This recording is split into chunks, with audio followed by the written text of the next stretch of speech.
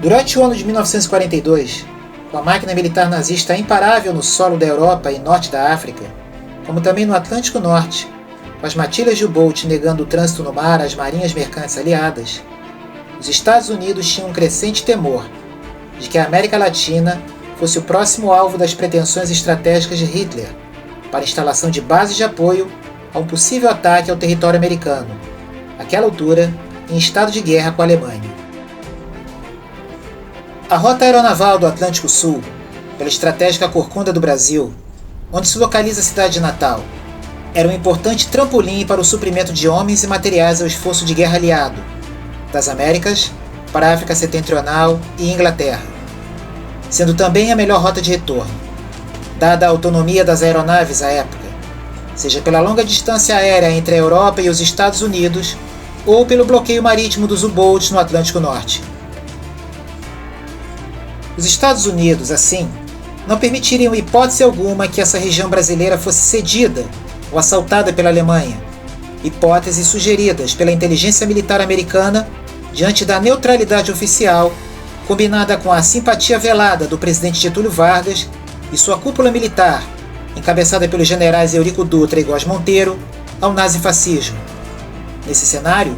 o Departamento de Guerra dos Estados Unidos tinha preparado um plano de invasão militar do Nordeste brasileiro, o que foi impedido após uma longa e extenuante partida de xadrez diplomático entre as duas nações, tendo o diplomata Oswaldo Aranha como xadrezista brasileiro. Getúlio Vargas, segundo muitos historiadores, buscava vantagens econômicas das potências beligerantes, negociando entre a neutralidade e a dissimulação. Ora felicitando Hitler por seu aniversário natalício em 1941, ora fazendo da filha, Alzira, enviada especial aos Estados Unidos com escusas formais ao convite do presidente Roosevelt para visitá-lo naquele ano. Bem ou mal, buscando inserir o Brasil, uma imensa fazenda mundial de açúcar, borracha, café, entre outros produtos primários, na era da siderurgia, na visão de Vargas, condição primordial para o progresso nacional. E com o financiamento de 20 milhões de dólares do Exim Bank, a agência de crédito do governo americano, criou a Companhia Siderúrgica Nacional, em contrapartida, a instalação de bases militares dos Estados Unidos em quase todo o Nordeste brasileiro, com destaque para Natal, como também no Rio de Janeiro, Espírito Santo, Santa Catarina e São Paulo. A participação efetiva do Brasil no esforço de guerra aliado com homens e armas também se deu com apoio norte-americano, seja no reequipamento das Forças Armadas brasileiras, quanto no treinamento de seus integrantes. Em 1943, foi criado um comando unificado na área do Atlântico Sul, sob o comando da 4ª Frota Americana, cabendo à Marinha Brasileira primordialmente a escolta de comboios mercantes aliados nessa área marítima. No dia 4 de julho de 1945, fim da guerra na Europa, encontrava-se o cruzador Bahia na Estação 13, uma região código à altura do arquipélago de São Pedro e São Paulo, sobre uma fossa oceânica de 4 quilômetros de profundidade, ainda sob o comando geral da Marinha dos Estados Unidos, como navio de apoio, navegando sob o trajeto de rotas sobrevoadas por aeronaves militares aliadas que carregavam pessoal e suprimentos da Europa para o Teatro de Operações do Pacífico, que ainda estava ativo, para o enfrentamento do Império Japonês. Então, às 9h10 da manhã, ocorreu uma explosão a bordo, que afundou o Bahia em aproximadamente 3 minutos. Este afundamento, e suas razões ainda controversas, são tema da nossa resenha.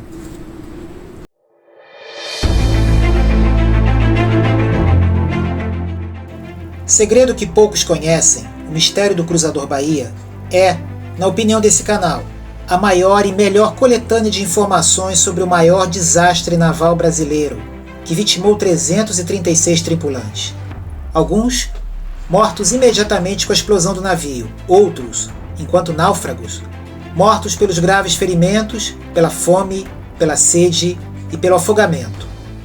A formação jurídica e jornalística dos respectivos autores traz à obra simultaneamente um método investigativo denso e um desenvolvimento jornalístico tenso, como os bons casos de mistérios forenses, que atraem o interesse do leitor até a conclusão da narrativa.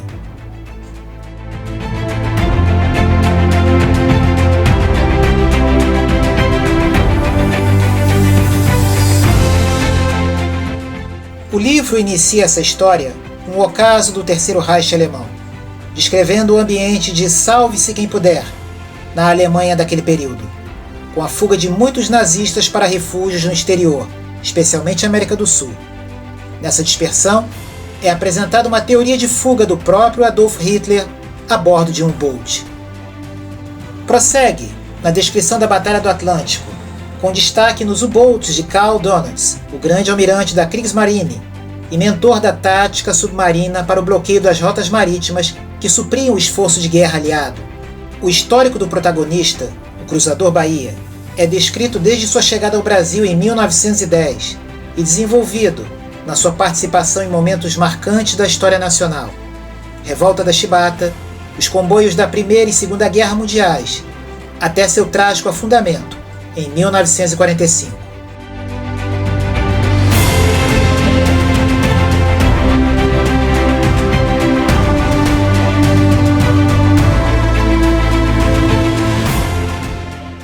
As causas do seu afundamento são divididas basicamente em duas teorias: o disparo acidental durante um exercício de tiro com metralhadoras de 20 mm, que atingiu as cargas de profundidade na popa da embarcação, sendo essa teoria ainda dividida entre o exercício de tiro em alvos flutuantes lançados pela tripulação, ou tiros de advertência sobre um barco pesqueiro suspeito que se aproximava da região de patrulha do cruzador. Para alguns dos sobreviventes, o dito barco pesqueiro era na verdade a silhueta de um submarino alemão, o que torna essa uma teoria tripartida. Já a teoria adversa assume categoricamente o torpedeamento do cruzador Bahia por um submarino nazista que fugia dos destroços da Alemanha, tendo a bordo personagens importantes do outrora Terceiro Reich. Tal submarino seria parte de uma operação secreta e seleta de fuga, codinome Ultramar Sul, que terá uma resenha específica nesse canal. Fique atento!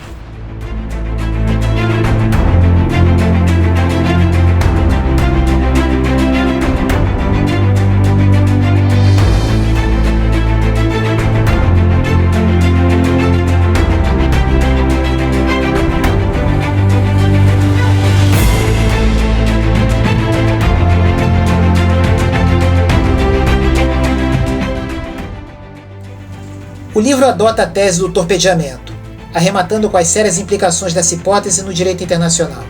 Para tanto,